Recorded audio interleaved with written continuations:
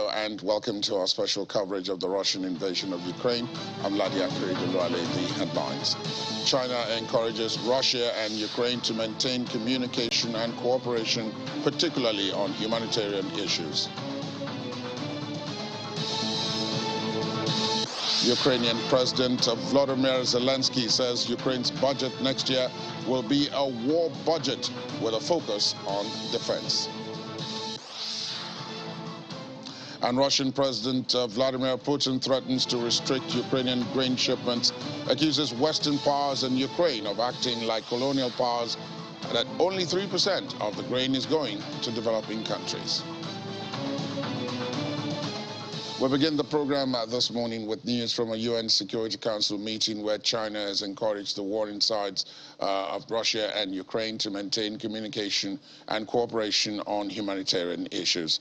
Speaking at the meeting, Mr. Zheng Xuan, China's Deputy Permanent Representative to the United Nations, said that as the Ukraine crisis drags on and the humanitarian situation continues to deteriorate, ordinary people have paid a hefty price. He said that the parties concerned should strictly abide by international humanitarian law, protect the lawful rights and interests of refugees and the displaced, especially women and children, and support the work of international humanitarian agencies. They are also to provide convenience for the evacuation of people and cooperate with humanitarian rescue efforts. Commenting on the recent shelling of the Zaporizhzhia nuclear power plant in Ukraine, which is under the control of Russian troops, Mr. Zheng said the parties concerned need to refrain from taking actions that may endanger nuclear safety and security. And Chinese President Xi Jinping and Russian President Vladimir Putin are expected to meet next week in Uzbekistan as Beijing and Moscow ramp up economic cooperation in the face of Western-led censure and sanctions. Russian ambassador to China, Andrei Denisov, says the two leaders are due to meet on the sidelines of the Shanghai Cooperation Organization summit taking place from the 15th to the 16th of September. The meeting is the latest signal of warming ties between China and Russia, which have declared a no-limits friendship amidst mounting economic challenges at home and increasingly strained relations with the United States and its allies overseas. The Xi-Putin talks would be the first time the two men have come face-to-face since Moscow invaded Ukraine, and come as the Chinese leader is expected to kick off his first overseas trip since the start of the COVID-19 pandemic with a visit to Kazakhstan next week. And President Volodymyr Zelensky of Ukraine says next year's budget would be a war budget, devoting more than $1 trillion, which is about $27 billion to defense and security spending. In his usual evening video address, he also said social obligations such as pensions had to be covered in full. President Zelensky reported good news from the Kharkiv region east of Kiev, saying some settlements had been recaptured from Russian forces. He also thanked Ukrainian artillery troops for what he said were successful strikes against Moscow's forces in the south of Ukraine. I had a meeting with the head of the cabinet, the finance minister, and the dedicated deputy head of President's office regarding the project of next year's budget. It is clear that we will be the budget of the country at war. Officials will present the parameters of the project, but I will now note some important points, politically important points. Number one, more than $1 trillion revenues, that's $27.07 billion. Next year will go to the security and defense sector. This is going to be the number one priority. This week, we have some good news from the Kharkiv region. You all have probably already seen the report about the activity of the Ukrainian defenders. And I think every citizen is proud of our soldiers. It is a well-deserved and right feeling. Meanwhile, the United States has accused Moscow of committing a war crime by forcibly deporting Ukrainians to Russia and said it has information that members of President Vladimir Putin's administration are overseeing so-called filtration operations. The U.S. ambassador to the United Nations, Linda Thomas-Greenfield, told the Security Council that estimates from a variety of sources, including Moscow, indicate that Russian authorities have interrogated, detained, and forcibly deported between 900,000 and 1.6 million Ukrainians to Russia. Russia's UN ambassador, Vasily Nebenzia, described the council meeting, which was requested by the United States and Albania, as a, quote, milestone in the disinformation campaign unleashed by Ukraine and its Western backers. UN Political Affairs Chief Rosemary DiCarlo described the accusations of forced displacement, deportation, and filtration as grave, and said such reports must be investigated with the cooperation of competent authorities. Estimates from a variety of sources, including the Russian government, indicate that Russian authorities have interrogated, detained, forcibly deported between 900,000 and 1.6 million Ukrainian citizens from their homes to Russia, often to isolated regions in the Far East. And I want to be clear. The United States has information that officials from Russia's presidential administration are overseeing and coordinating these filtration operations. And we're further aware that Russian presidential administration officials are providing lists of Ukrainians to be targeted for filtration and receiving reports on the scope and the progress of operations. Of course, I need not remind this council that the forcible transfer of deportation of protected persons from occupied territories to the territory of the occupier is a grave breach of the Fourth Geneva Convention on the Protection of Civilians and constitutes a war crime. We are concerned, too, that Russia may be using forced deportations and displacement in an attempt forcibly to change the demographic makeup of parts of Ukraine. At my last briefing, I stressed that we were concerned by treatment of prisoners of war by both sides. I want to reiterate that the International Committee of the Red Cross and the UN Human Rights Monitoring Mission in Ukraine must have unimpeded access to all individuals detained in relation to the ongoing war.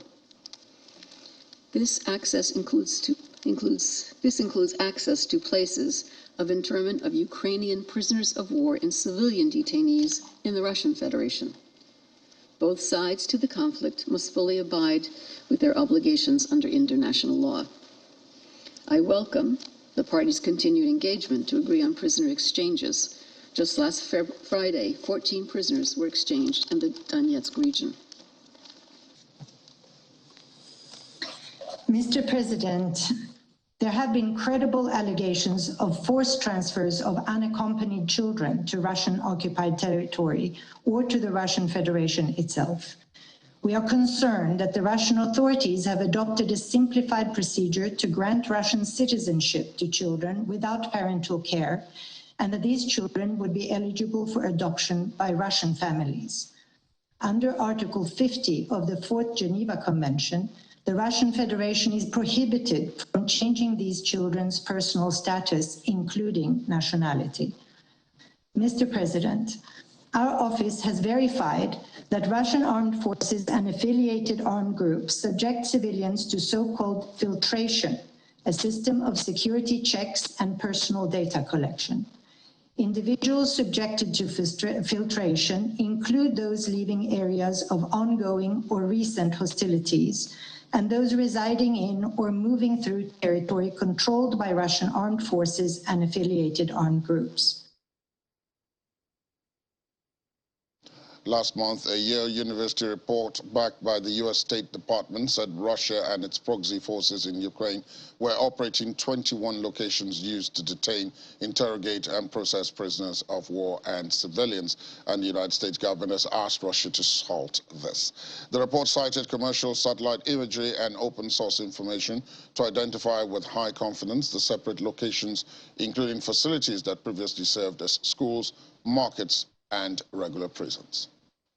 Our intelligence shows that Russia is using filtration centers in eastern Ukraine and western Russia to detain, to interrogate, and in some cases abuse thousands of Ukrainians.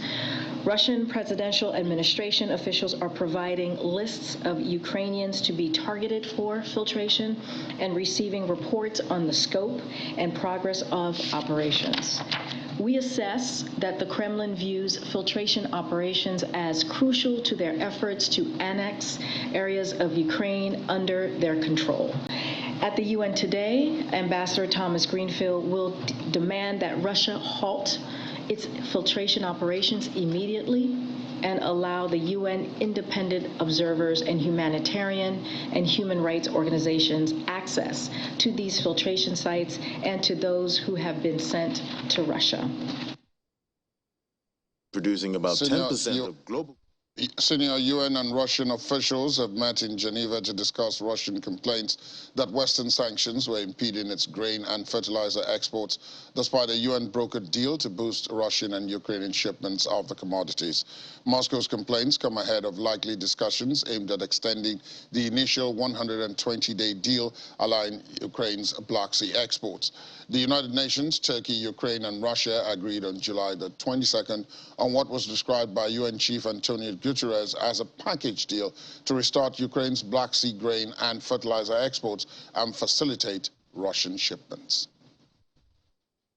Working very closely with the Russian Federation on and our other partners in this, which is mainly the US, the EU, the UK, and others, on the facilitation of trade of Russian grain and Russian fertilizer to global markets. It's, as the Secretary General said a number of times, it's very important to get those commodities back to market. We have seen firsthand the issue of what happens when there's not enough fertilizers. The discussions are going on, I think, at a very constructive and professional level. Just today in Geneva, there was a meeting going on between the Russian Federation and the UN under the auspices of Rebecca Greenspan, the head of UNCTAD, to fully operationalize the agreement that was signed in Istanbul and eliminate the bottlenecks to food and fertilizer trade from the Russian federations. Discussion with the Russian delegation were positive. From our side, we underline the objective of the agreement is to ensure food and fertilizers reach global markets in the volume and price required to avert a global food crisis. And we've talked, I think, a lot about the impact of the war on the broader global economy. You know, before you ask a question, it's also, I think, important to add that this part of the deal, I mean, both parts are complex, but this is an especially complex trade conversation that involves many issues, that involves many parties. I mean, not only governments, but also the private sector in terms of insurance, in terms of transport, in terms of finance. And we are working hard with all the parties to eliminate the bottlenecks. In the meantime, cargo ship My Mere carrying Ukrainian grain was allowed to set sail through the Bosphorus following the routine checks by the Istanbul-based Joint Coordination Center, which includes the UN, Russian, Ukrainian, and Turkish officials. United Nations data shows that Turkey, which is not a part of the EU, has been the most frequent single destination for shipments from Ukraine, with cargoes going to China, India, Egypt, Yemen, Somalia, and Djibouti as well. Meanwhile, Russian President Vladimir Putin has threatened to restrict Ukrainian grain exports to European countries and accused them of acting like colonial powers as he gave figures to claim that developing countries are receiving a fraction of the exports they were expecting under the UN-brokered Black Sea Grain Initiative.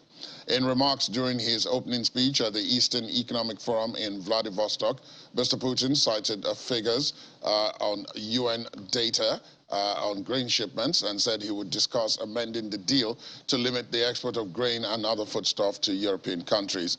Mr. Putin adds that Russia and the developing world had been, quote, cheated by a United Nations brokered Ukrainian grain export deal, vowing to look to revise its terms to limit the countries that can receive shipments. Let's talk now to Vladimir Dubovic, Associate Professor, Department of International Relations, Mechnikov National University in Odessa. He joins us, of course, virtually from Lviv. Good morning to you at this time. Thank you for joining us. Good morning, sir. Thank you for having me. Let's start off with this issue of the grain deal. Already there are discussions about the possibility of renewing it. The UN is already starting that because many people forget that it was supposed to be for 120 days in the first instance. Perhaps either not to allow it get too close. Already discussions are on for its extension. How do you see those coming out?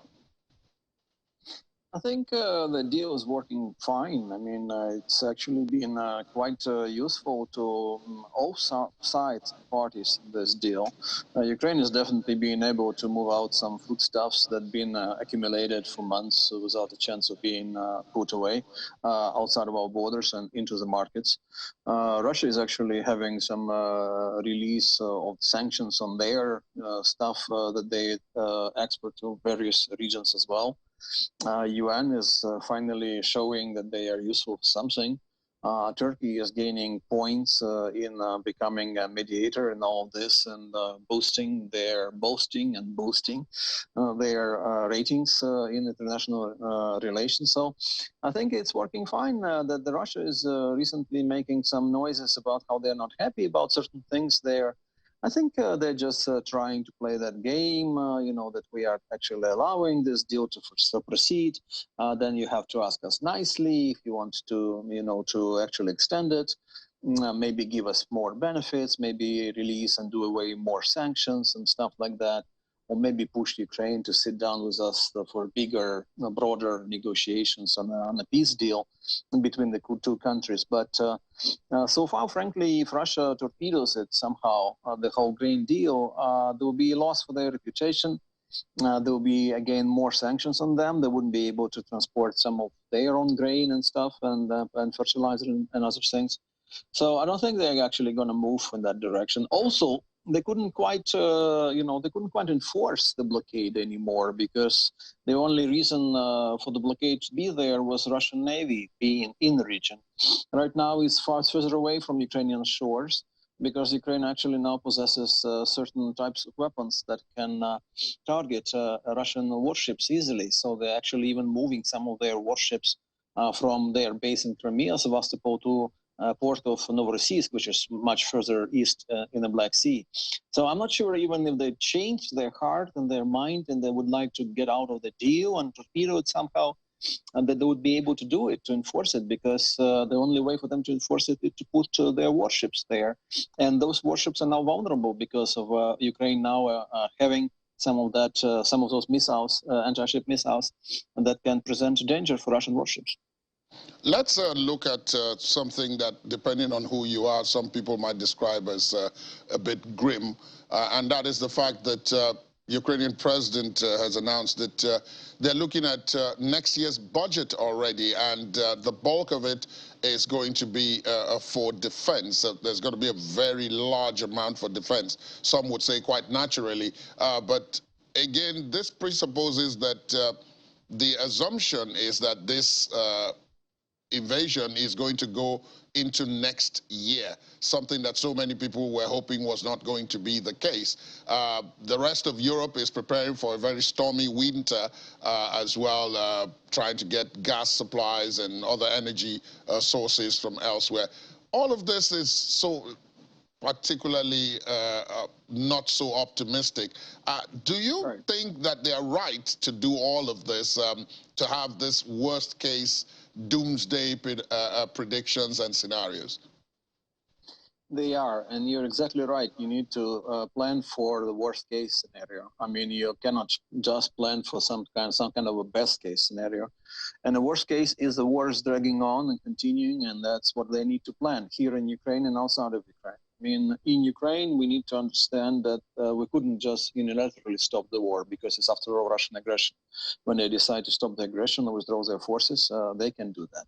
We can only defend our land or do counteroffensive. So it's not up to us when to stop the war. And, we're trying to do what we can with our international allies to stop this war, to force Russia to stop the war. So that's about the duration of the war and how long it's going to be dragging and going on. And a lot of people outside of Ukraine and Russia tend to not understand this, that whoever started the war is the one who needs to stop it. And Russia started it, and they need to stop it at a certain point. And we need to apply pressure on them, Ukraine, on the battlefield, and with our resilience, our people and our society and our allies internationally. To make them stop it, to force them to stop it, to withdraw their forces. And the second thing is that, of course, our economy is, it's ruined, in a very bad shape. So, of course, we need to plan for what we get in our budget, but the budget is basically empty. So we rely on international assistance very much so in that particular respect. Finally, Europe, I think, is doing a great job in terms of preparing for Russian energy blackmail.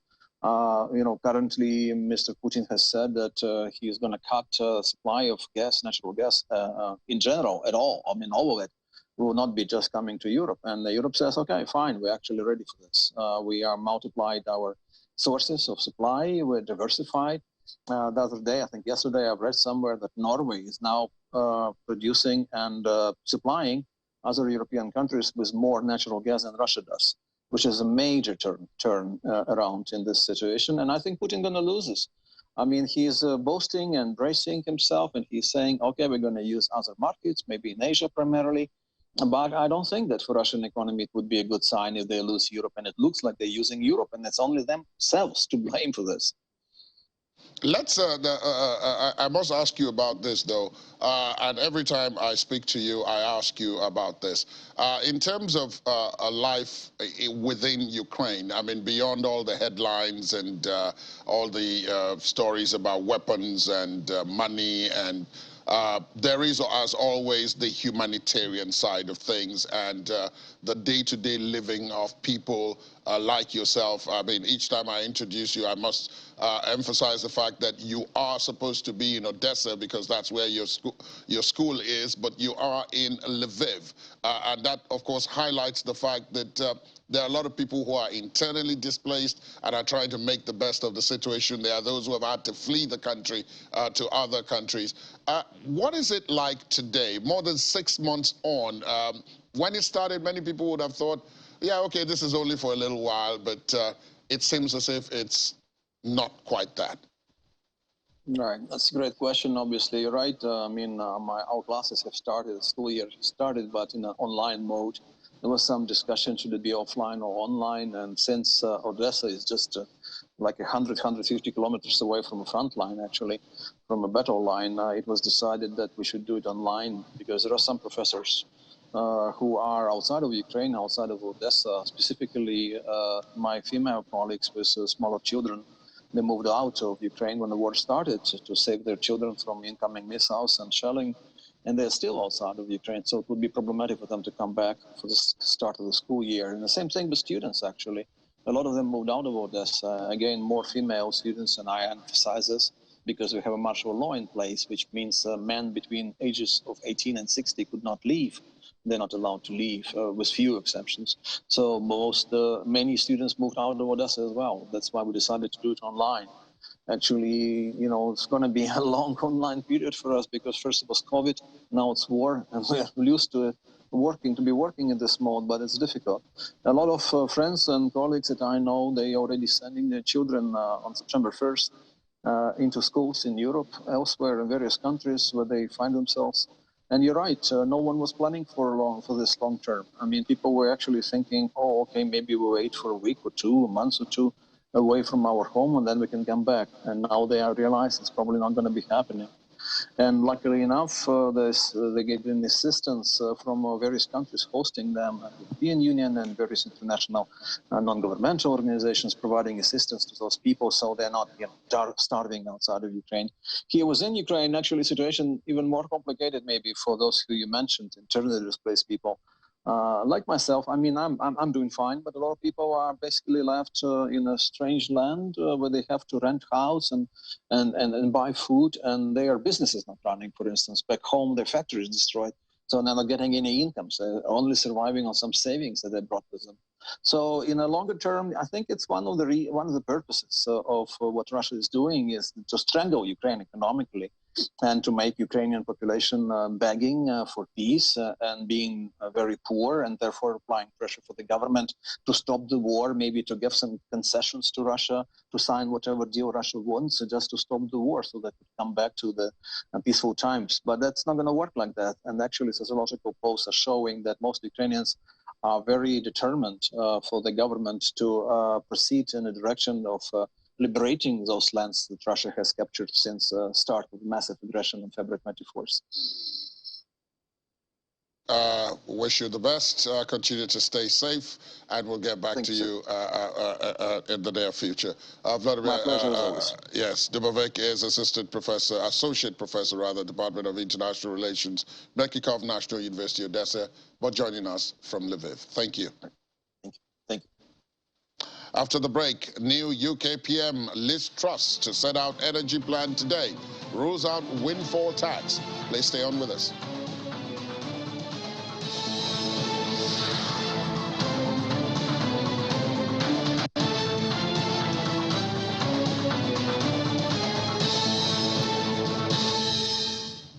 Thanks for staying tuned. Welcome back. Ukraine's nuclear chief has suggested that United Nations peacekeepers could secure the Zaporizhzhia nuclear power station. The plant has been occupied by Russia since the early days of the war and come under repeated attack, with both sides blaming each other. UN inspectors observed damage at the power station during a visit last week. The inspectors recommended that a security zone be set up immediately to shield the facility, which is Europe's largest, from the fighting. Russian President Vladimir Putin had said he trusted the report from the UN's nuclear watchdog, the IAEA, but criticized the agency for not saying Ukraine was to blame for shelling at the area. Moving on to economic matters, the pound has plummeted to its lowest level against the US dollar since 1985. The sterling fell 0.64% to $1.145 yesterday afternoon, a level not seen in 37 years. Governor Andrew Bailey also warned that little could be done to stop the UK falling into a recession this year as the war in Ukraine continues. He added that it would overwhelmingly be caused by the actions of Russia and the impact of energy prices. The bank expects the economy to shrink in the last 3 months of 2022 and keep shrinking until the end of 2023. The warning comes ahead of a government plan to limit a sharp rise in energy bills. And speaking of that sharp price, British Prime Minister Liz Truss says she would set out plans to tackle soaring energy bills today, but would not impose a windfall tax on energy producers, with borrowing instead set to increase to fund the costly intervention. Ms. Truss, appointed Prime Minister on Tuesday, has vowed immediate action to address one of the most daunting sets of challenges for an incoming leader in post-war history, including soaring energy bills, a looming recession, as well as industrial strife. She chaired a meeting of her new cabinet earlier on before making her parliamentary debut as Conservative Party leader, going head-to-head with opposition Labour leader Keir Starmer on the high-profile Prime Minister's questions and ruling out paying for any new energy package by imposing a windfall tax on big business. Let's speak now to researcher Global Security Studies, Mr. Olade Ndiario, joining me here in our studios. Good morning to you. Welcome. Good morning, my brother.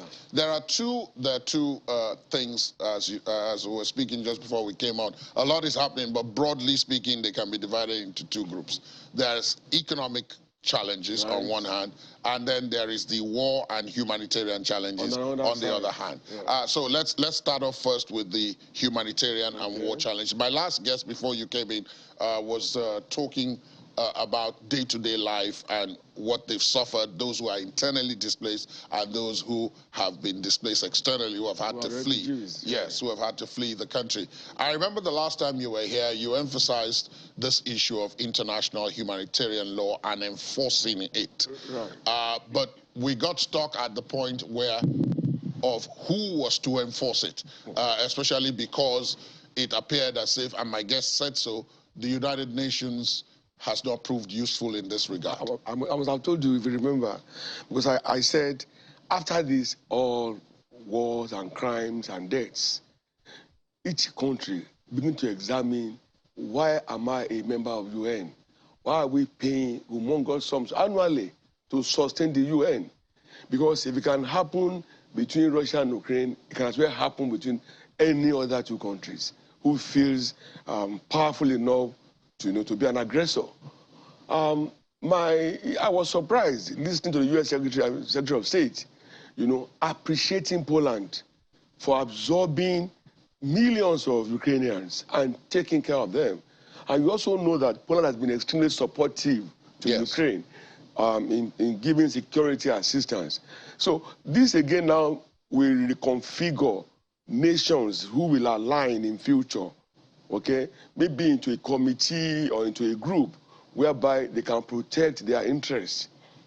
NATO as a body will not have been forthcoming or too showy in all of these things. But when you see the U.S. Secretary of State talking and then the British Foreign Secretary speaking with the Ukrainian Minister of Foreign Affairs, giving assurance that Ukraine will win, that shows you that a new world order will emerge at the end of the day. I refuse to call it Russian-Ukrainian war. I still say Russian invasion of Ukraine. Yeah. Because the amphitheater of all of these things is in Ukraine. To worsen matters, Russia is planning on November 4th to take a vote that will give them annexation of all the lands of Ukraine that they are occupying today. But of course, the UN and the US and NATO and so on, they will recognize that. They may not, but with all that we are witnessing, it will engage, it will elongate the war, which I don't want. Remember I told you, anytime you bomb a building or a facility, human beings are there. Yeah. You're either bombing human beings or their means of livelihood or sustenance. So you always have reverberating and round-robin effects, generally. And that's my concern. Because, like this morning, Kharkiv was said to have been taken back by Ukrainian forces. Yes. But what happened to the damages already done there? I listened to one resident, an Ukrainian, who said he was trying to rebuild the roof of his house that was bombed, but he couldn't raise the money. So more or less, the man will remain homeless. And so many dimensions that we didn't know about before have been introduced into this war. There's something called filtration or filtering. Yes. Okay? Whereby they've been heralding Ukrainian youths into Russia. When they vet them and they find them suitable, well, they push them into Russia, automatically making them into Russians. Now, how would they survive in an environment where the culture, the language, they're very different? And there was no consideration before they were being thrown in like that. And understand that, side by side, others who were found unsuitable were being murdered. So it's a big deal for humanity. I must emphasize, though, that many of these reports have not been independently verified. When in war, the common trend is propaganda. Yes. So it goes both ways. When they said that Russia was not too happy with the International Atomic Energy Agency, and it was putting pressure on them yesterday. Yeah. Now, by today, the story has changed again. But those of us who are monitoring, who regularly get updated, we will continue to monitor. And it's whatever is pushed out there, that we can talk about. Let me ask you this, though. This is from an African perspective. Now, the Russian president said something that, if you're an African, you may find astounding, because he said, look, I'm going to seek a renegotiation of the grain shipment deal, because the data that we have which is being contested, of course, is that only 2 or 3% of the grain is going to the countries that were supposed to be the beneficiaries while we negotiated it in the first place. Unfortunately, I will say that is wrong. I cannot, on my fingertips now, remember the figures. As many ships that went to Asia also came to Africa. And I was laughing, and I was like, so Ukraine is the food basket of the world. Because if Asia had to rely on Ukraine for grains, ditto Africa. I mean, the consequences of the war has been so massive on Nigeria. And look at how many kilometers, thousands of kilometers away from Ukraine. You know, indeed, it's unfortunate. So I wouldn't want to take his word for that. Again, I would take it as a propaganda. He may not be in position to know. Only Ukraine. They are the ones pushing out. Actually exporting. They are the ones handling the export, putting out the vessels. So they are the ones that we know. But that leaves us, of course, now, because you've talked about the humanitarian, and then we dovetailed into this food shipments, the grain thing. That then brings us to the other side of it, which is what you were talking about. You said Nigeria has also suffered a lot, which is the economic impact of this. Some would say that we were just bystanders. We didn't have anything to do with this. We don't know anything about it. But yet somehow they have dragged us into the fight. And this is the same with most countries. They didn't drag us into the fight. The negligence here, the misgovernance or lack of quality governance here made us victims. We are victims. Okay, if we say we are bystanders, that's begging the issue. Okay, because they didn't invite us in any manner, but they were having their issues, and surreptitiously, because of where we were and how we were not getting things right here, we became victims. Yeah, because we're paying more for virtually everything. For wheat to start with, for bread. Yeah. And all the derivatives there. That go with it. I mean, my daughter used to take 100 naira bread, you know, but the last time she bought bread, it was 300 naira. You may say it's marginal, but imagine if I have 10 children. Where do I go? The number of children. The multiply effect, yeah. You know, now birthday cakes are more expensive than they used to be. Because of the ingredients. You pay more for smaller quantity. And this is the same with things like kerosene, with diesel, I mean, all the other derivatives. Maybe I should also say this, that even at the plants being occupied by Russia right inside Ukraine, they are running out of diesel. And that would be a disaster. And I think you must know that they've asked residents in the neighborhood to start living because things may go out of hand. All of this together keeps me worried. I mean, they keep me worried. Why? Because nobody seems to be doing anything fantastic about these various possible getting this outcomes. Thing stopped or nipped in the bud. I'm only hoping that the G20 summit in October, where hopefully Putin and Zelensky will be attending, and maybe at committee levels they can start some conversation. It has been allowed to go for too long, from February 24th. I mean, 3 days after my birthday.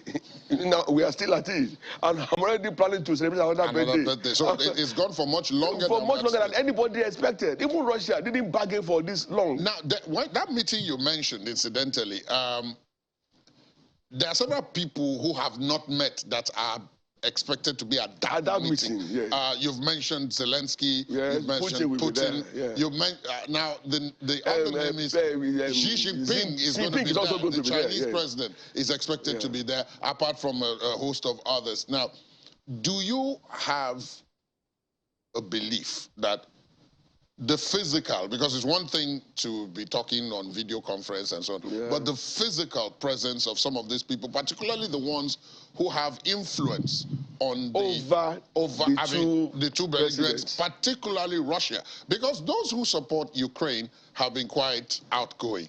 Those who support Russia are the ones who have remained in the background, particularly China. Do you harbor hope that this kind of face-to-face meeting could possibly produce anything? Well, I'll use the word of Richard Branson. He said, for every virgin, there's always a first time. Okay? Right. In all of this, Putin has been an aggressor, and Zelensky has been left to defend his territory and his people. Right. And I want to believe that everyone attending that meeting, they have hearts in them. Like you said, we could be talking from a distance, but when we meet physically, a lot could change. Yeah. I see that meeting jump-starting the beginning of the end of the war, if we call it a war. You see, because we cannot allow humanity to be so desecrated. People are getting killed, and when there is a situation like this, there can't be growth, there can't be development. Children are out of school, people are out of jobs. It will take a so lot to rebuild Ukraine, and it will take the world so much. The world will be paying for that. Okay, so surreptitiously, Nigeria is already paying for it, even though we are not part of the war. So also the Asian countries, the so-called Asian tigers. Tiger only in technology, but they have no food security. So the earlier these things are brought to a nice end, the best for all of us. And let me also tell you, I might be relocating to Ukraine when this is over. Well, of course, because I've studied so much about all of these things, and I may be useful to them. Home. Yes, I should be useful to them. There'll be many people who will be hoping that you're right, that meeting provides such a platform for this kind of end. Because we'll be meeting for the first time since all these things started. Indeed, indeed. And as you said, there's always a first time for everybody. Everybody, yeah. Mr. Olade Ndiario, thank you so much for your time this morning. Oh, my pleasure. Always a delight having you, my brother. Thank you. Thank you very much. All right, when we return, stars of the Royal Ballet are to perform in a gala fundraiser for Ukrainian dancers displaced by the war in their homeland. Please stay on with us.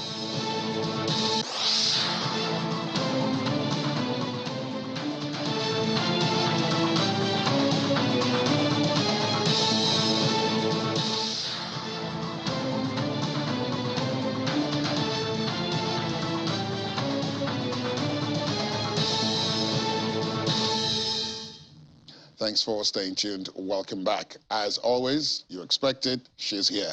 Ini John McQuarrie joins us. Morning, Ini. Good morning. We already said it earlier on.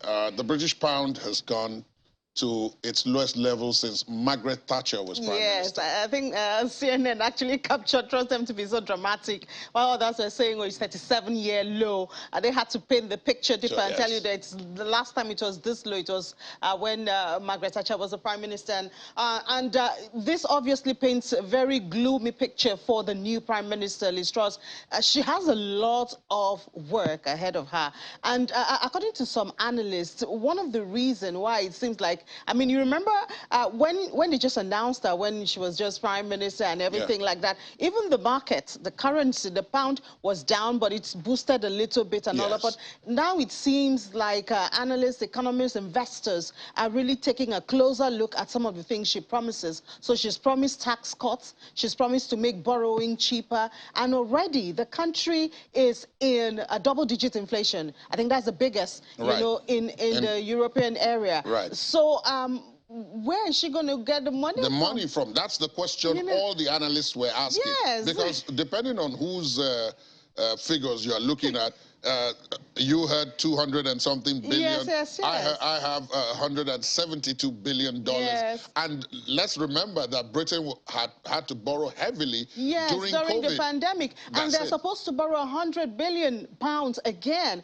So really, even their bonds, investors are becoming skeptical now because, okay, one of the ways they can borrow is to sell bonds, a UK bond. But when inflation is high, you know, it just reduces the value of the currency and the confidence, and debt is also high. It reduces the confidence of investors. You know, what if they cannot pay back?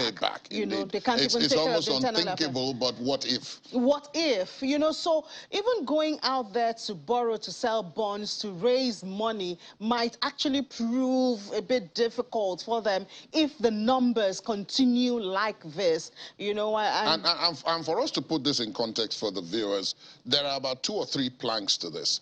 The windfall tax, which you had spoken about 2 weeks ago, when we were talking about the bumper profits being made by the likes of Shell and others. She says she's going to remove that. She's going to remove that. She's going to provide a cap. A price cap for consumers, which means that the difference between...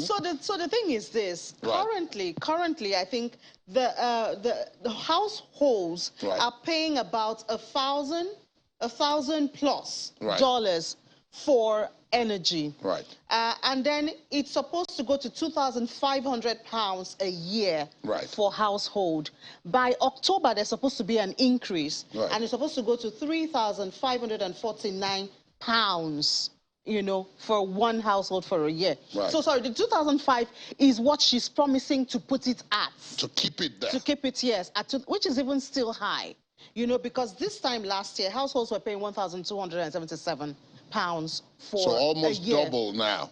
Exactly. So we now see why energy is a major thing. Manufacturers are threatening to cut production and all of that, because if they can even put a cap for households, they cannot put a cap for the industrial sector. So they have to pay the original one. So we understand why she's very sympathetic and trying to put the cap and, you know, kind of subsidy what we have here in Nigeria. What you might call a subsidy. Yeah, but the reality of it is where you're going to get the money from, because if you don't want to touch the windfall tax, you know, which would actually bring in money that government could use to fund this. Yes, even the U.S. is working with windfall tax, because the oil companies are making extra money at this time. You know, normally, even though now the price of oil is going this way and that. Yes, it's oscillating. It's going this way and that. But, you know, I think the big question is still how she's going to fund it. Which investor will want to buy the Eurobond of the UK? Of the UK at this point and for this purpose. Exactly. I think we'll have to wait to see. We're expecting that she will unveil this during the course of today, and then we'll now know some more of the details. Of course, you can trust that Ini and her crew will be. And we'll have Juliana, will also expatiate on this in a couple of minutes. In a couple of minutes on Business Morning, so do join us for that. And of course, later on in the day, as more and more of the details become available, then of course we'll have more on Business Incorporated as well. Thank you. Thank you so much.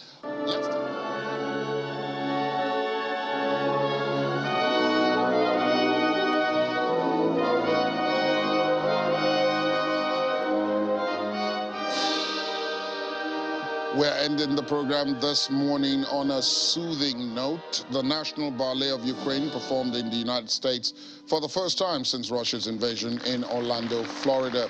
The troupe performed sections from some of the world's most notable ballets while showcasing their Ukrainian culture. All of the proceeds are going to various organizations that support humanitarian and emergency medical aid to Ukrainian citizens, refugees, and veteran services.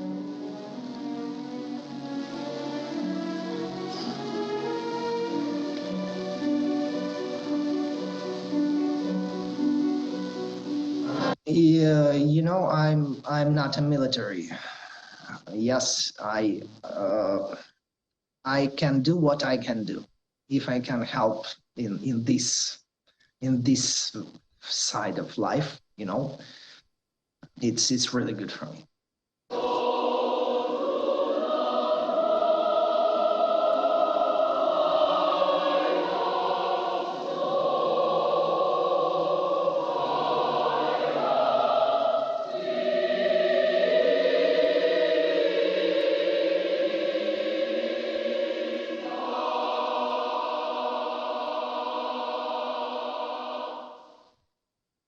And that's our program this morning. Thanks for being with us. My name is Ladi Akiridoluale. There's an update at 5 o'clock within the world today. The show is back tomorrow.